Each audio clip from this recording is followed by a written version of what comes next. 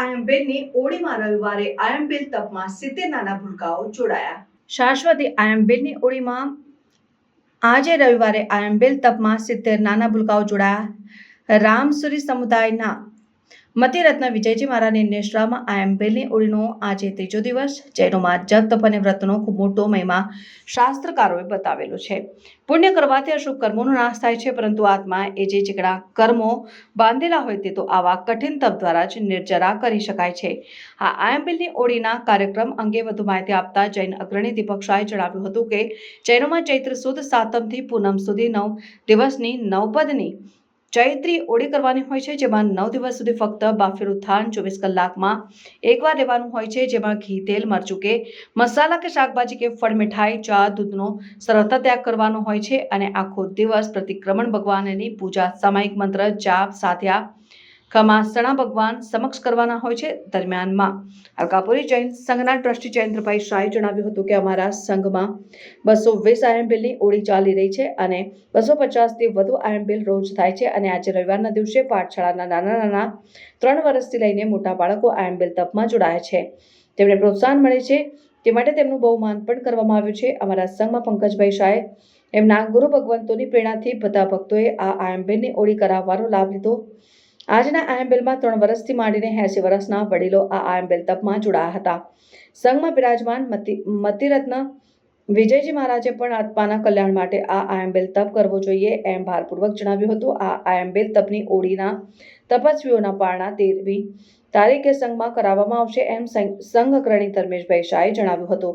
દરમિયાનમાં સુમનદીપ વિદ્યાપીઠના અધ્યાપક દર્શી શાહ જૈન પદ્ધતિથી જીવવું, એમાં પણ રાત્રિ ભોજન ન કરતા હોય તો શરીરમાં કેવી પ્રકારના ફેરફારો થાય છે તે વિષય ઉપર તેઓ સુમનદીપ વિદ્યાપીઠના જૈનોલોજી વિભાગમાં PhD કરી રહ્યા છે અને તેમને પણ બધા તપસ્વીઓનું મેડિકલ ચેકઅપ કરવામાં આવ્યું એમ જૈન અગ્રણી દીપક શાહે જણાવ્યું।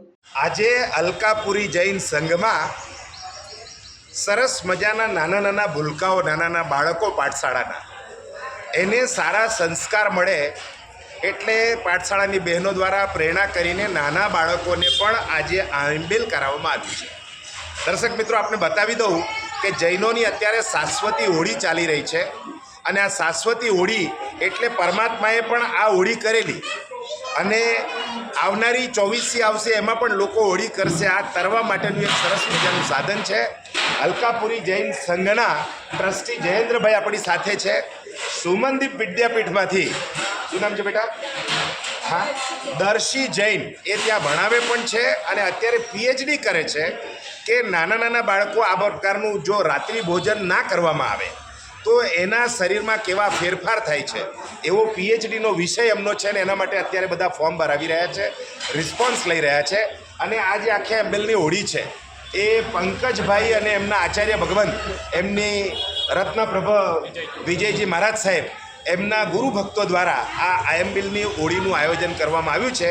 આપણે જયેન્દ્રભાઈને પૂછીએ કેટલા આયંબેલની હોળીમાં જોડાયા છે, આજે પાઠશાળાના કેટલા બાળકો જોડાયા છે અને લાભાર્થી પરિવાર વગેરે જરા જણાવો। આજે અમારે અલકાપુરી સંઘમાં ત્રીજો દિવસ છે। પહેલા દિવસે 250, કાલે 250 ને આજે 250 આંબેલ થશે। એમાં લગભગ 225 જેટલી હોળી થશે। આજે અમારા નાના છોકરાઓ, પાઠશાળાના છોકરાઓ તથા સંઘના બીજા છોકરાઓ પણ લાભ લઈ રહ્યા છે। આમાં કોઈ પણ મીઠું, મરચું, ખાંડ વગરનું બધું હોય। છોકરાઓ એક જ વાર આંબેલ કરશે ને આખો દિવસ એ લોકો સાતામાં રહેશે એવી અમારી અભિલાષા।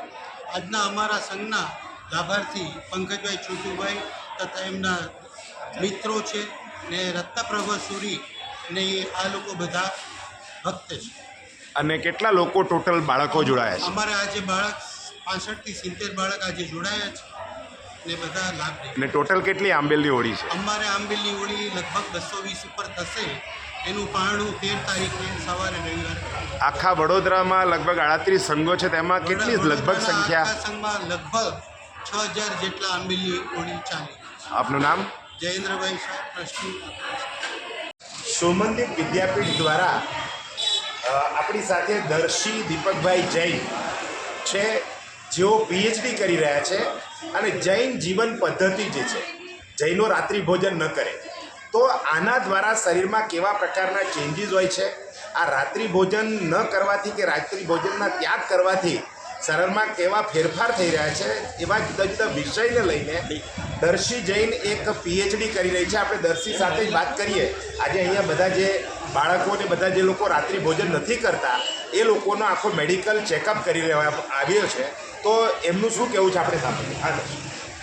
जय जिनेन्द्र, मैं दाशी जैन मंदिर विद्यापीठ से।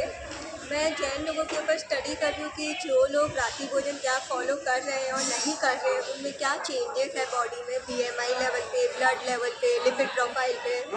क्योंकि हमको पता है रात्रि भोजन त्याग फॉलो करना चाहिए, बट अभी मैं सर्वे कर रही हूँ तो पता चल रहा है बहुत सारे लोग नहीं कर रहे। तो मुझे वही प्रूव करना है कि रात्रि भोजन त्याग का इम्पोर्टेंस क्या है, हम उस नॉर्मल रात्रि भोजन त्याग के फॉलो से अपने हेल्थ को कितना अच्छे से रख सकते हैं, हेल्दी रह सकते हैं, उस पर मेरा रिसर्च हो रहा है।